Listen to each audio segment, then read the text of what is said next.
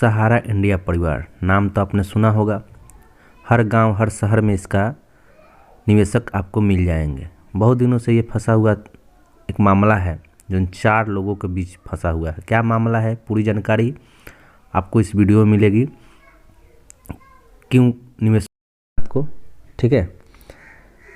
सहारा India के कई ऑफिसों में आए दिन हंगामे की खबर आ रही है। निवेशकों का आरोप है कि उनका पॉलिसी का टर्म पूरा हो जाने के बावजूद सहारा इंडिया परिवार पैसा नहीं दे रहा है।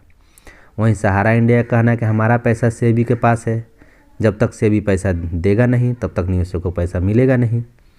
इतना ही नहीं, इस मामले को सरकार को कोई ठोस कदम नहीं उठा रही है, जिससे कुछ निवेशक कहना है कि सरकार और सहारा इंडिया के बीच मिली भगत है। बहुत सारे लोग हैं जो चर्चा करते हैं कि सहारा पैसा देगी कि सेबी पैसा देगी, लेकिन इन दोनों के बीच में तीसरा कौन है? तीसरा निवेशक है, चौथा सेबी है। ये 4 लोगों के बीच में सारा मामला फंसा हुआ है। अब समझते हैं कि मामला क्या है, कब मिलेगा पैसा। असल में मामला यह है कि निवेशकों को पैसा कहाँ है। सहारा इंडिया निवेशकों को पैसा देगी या नहीं देगी? क्या निवेशक का पैसा डूब जाने का डर है? ये तो है ही है। ये मामला सहारा इंडिया का सेबी सुप्रीम कोर्ट निवेशकों के इन चारों के बीच फंसा हुआ है। इस मामले में प्रारंभ से ही समझने की कोशिश करते हैं कि वर्ष 2012 में जब सेबी सहारा इंडिया पर शिकंजा कसा था तो सहारा प्रमुख सुब्रतो राय ने माननीय सुप्रीम कोर्ट का अवमानना में आरोप में जेल भेज दिया गया।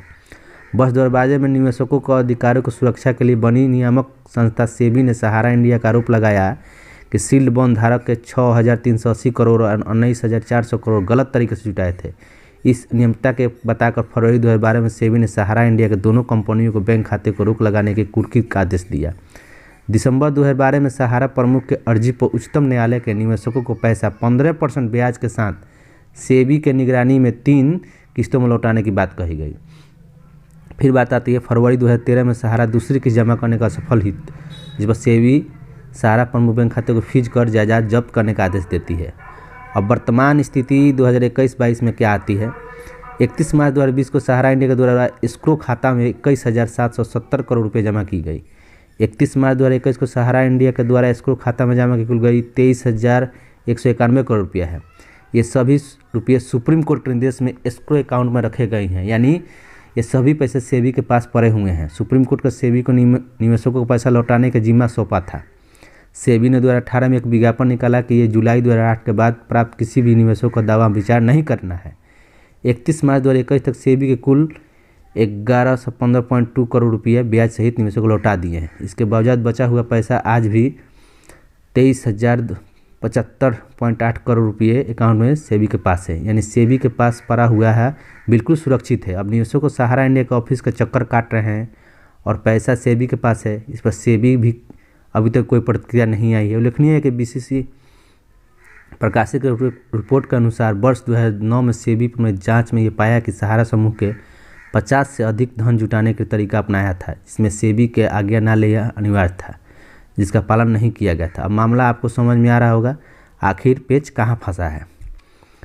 अब आप एक बोलचाल में आसान भाषा में समझ लीजिए कि मामला कहाँ फंसा है। 2009 में सेबी के पास शिकायत आती है कि सहारा इंडिया गलत तरीके से निवेशकों को पैसा ले रही है।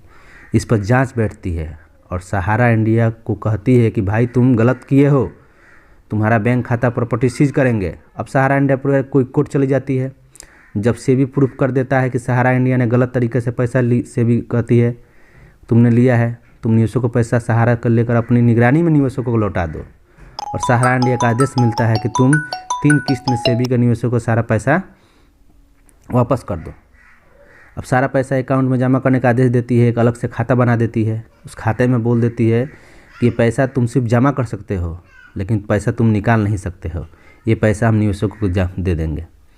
इसके बाद 2021 तक सहारा इंडिया लगभग 24,000 रुपये एस्क्रो अकाउंट में जमा कर देती है, लेकिन सेबी 115 करोड़ रुपये ही ब्याज सहित निवेशकों को लौटाती है। अब मामला समझ में आ रहा है। ये बात ज़्यादातर निवेशकों को मानना है कि हम पैसा सहारा को दिए हैं तो हम लेंगे सहारा से। आप कौन होते हैं सेबी को हम नहीं जानते। सेबी एक विज्ञापन निकाल देती है कि जुलाई 2018 में हम किसी भी निवेशक आवेदन पर विचार नहीं करेंगे।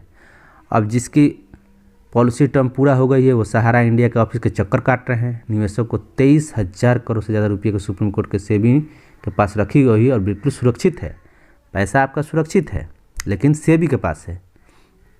क्या कहता है सहारा इंडिया? अब सहारा इंडिया कहता है कि हमने तो पैसा पूरा जमा कर दिया है, वो पैसा वापस करे सेबी निवेशकों का। अब सहारा इंडिया का दावा करती है कि सामान्य निवेशकों का 100% पैसा हम विलम्ब शुल्क के साथ सामान्य क्षतिपूर्ति भुगतान के साथ हम आपकी जानकारी में ऑफिस से ले लिया गया है, किसी भी ऑफिस में लिया जा सकता है। 29 दिसंबर हिंदुस्तान समाचार प्रकाशित रिपोर्ट के अनुसार बाजार निगम सेबी ने 28 दिसंबर तक साफ किया है कि सहारा प्रमुख के सुप्रीम कोर्ट ने 2012 के फैसले के अनुसार अब तक कुल रकम का 25,781 करोड़ रुपये जमा करने का, लेकिन हम उसमें 15,000 करोड़ रुपये जमा किए हैं, ये कहती है सेबी। इस मामले में वित्त मंत्री निर्मला सीतारमण भी लोकसभा में कहा था 30 नवंबर तक सहारा समूह की कंपनियों को सहारा रियल एस्टेट कॉरपोरेशन, सहारा हाउसिंग फाइनेंस इन्वेस्टर कॉरपोरेशन के प्रबंधक को 15,485 करोड़ रुपया लौटाने की बात सब कही गई थी। आपको मोटा मोटी बात समझिए कि इसमें सारा साफ बात यह है कि सहारा का पैसा सेबी और सरकार फंसा कर रखी है। न्यूज़ कैसा लगा? लाइक कमेंट जरूर कीजिएगा और चैनल को सब्सक्राइब